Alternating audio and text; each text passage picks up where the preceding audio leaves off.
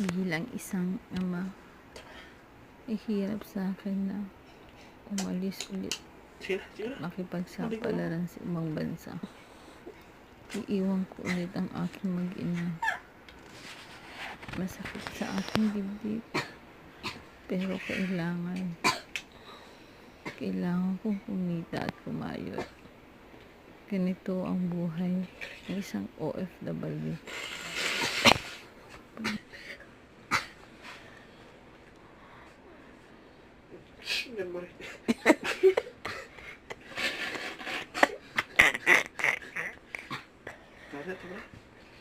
Coba.